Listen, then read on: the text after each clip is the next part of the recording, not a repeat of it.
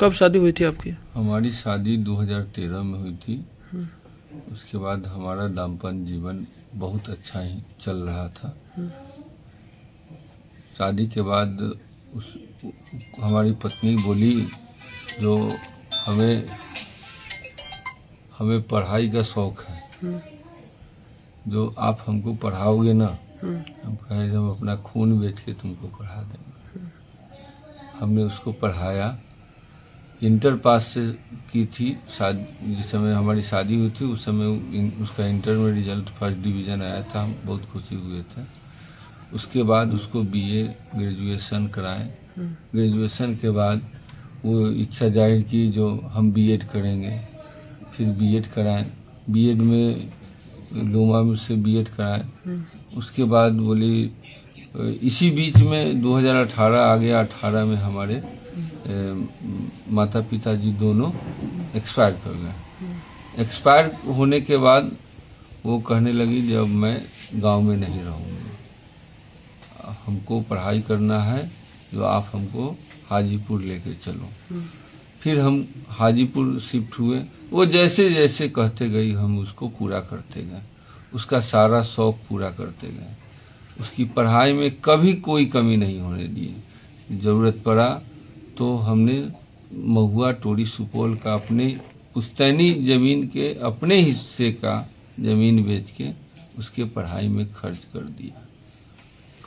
उसको ब्यूटिशियन का भी कोर्स करवाया, ताकि अगर किसी भी प्रकार का हमारे साथ कोई हादसा हो जाए तो हमारे बच्चे का जीवन में कोई कठिनाई नहीं आना चाहिए। ऐसा हम उसको तैयार किए, पढ़ाए बहुत अच्छी से। हमारी छोटा फैमिली था, पति पत्नी एक बच्चा। झगड़ा भी नहीं होता था हम लोग का, बहुत कम। मतलब पति पत्नी में होता है रोज, ऐसा कुछ नहीं होता था।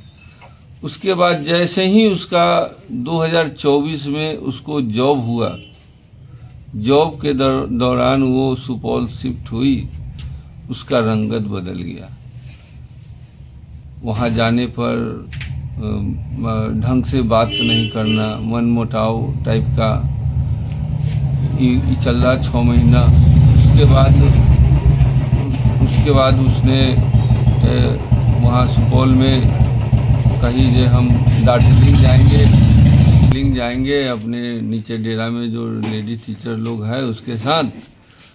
तो हमने जाने की अनुमति दे दी जनवरी महीना 2025 में, और वो चली गई। और जब फ़ोन नहीं उठाई तो हम डेरा में पता किए तो डेरा की जो टीचर थी वो नहीं गई थी। तो हमको थोड़ा शक हुआ। जब वो वापस आई तो उससे बातचीत हुआ तो उसका भंडा फूट गया था। तो उसने हमको सीधे लाइन में कह दिया, जो हम तुम्हारे साथ नहीं रहेंगे। फिर हमारा विवाद बढ़ते चला गया। और इसी दरमियान में उसका जांच में हमने बच्चा से पूछा, जो बेटा यहाँ हम नहीं रहते हैं तो कोई आता भी है क्या? तो हाँ, एक मामा आते हैं, मम्मी बताई है, जो कोई पूछेंगे तो कहना मामा है। तो कैसा दिखते हैं? तो है हेल्दी हैं। उन्हीं रहते हैं, 2 दिन रह के तब जाते हैं। फिर हमने मकान मालिक से इधर उधर से पता किया तो ये बात में सच्चाई आई। फिर उसके मामा को हमने इन्फॉर्म किया, लेकिन मामा ने भी इस पर कोई संज्ञान नहीं किया। उल्टा हम ही को कहें वो आपके साथ नहीं रहेगी, आप क्या कर लीजिएगा। उसके बाद वो विवाह विच्छेद का FIR कर दी। उसके बाद न्यायालय में मामला चला गया। वो न्यायालय में बोली, जो आप सबूत लाओ। 6 महीना से उसके पीछे लगे हुए थे। तो यही 23 तारीख को आपको न्यूज़ सुने भी होइएगा, जो उसको आपत्तिजनक स्थिति में हमने उसको किराया के मकान में लक्ष्मी नगर में उसको पकड़ा है। और जब उसको हम आपत्तिजनक में पकड़े और बाहर से गेट लगा दिए तो मकान मालिक का एंट्री हो जाता है। मकान मालिक हमको मारने की धमकी दी, मोबाइल भी छीन लिया। हमको गेट से बाहर करके उस लड़का को बाहर निकाल देता है।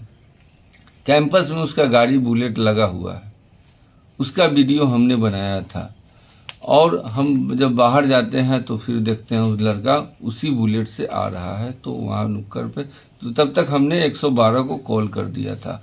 112 आई, उस लड़का को पकड़ के थाने ले गई। थाने पे क्या हुआ नहीं हुआ, हम कुछ पहले टाउन थाना गया था, उस क्षेत्र में नहीं था, तो फिर औद्योगिक थाना गया। हमने वहाँ आवेदन दे दिया। वहाँ बोले जो आपका FIR यहाँ दर्ज नहीं हो पाएगा, आपका मामला कोर्ट में है। तो फिर हमने वहाँ से अपने अपने घर चले आए। यही हमारी आपकी पत्नी क्या चाहती है आपसे?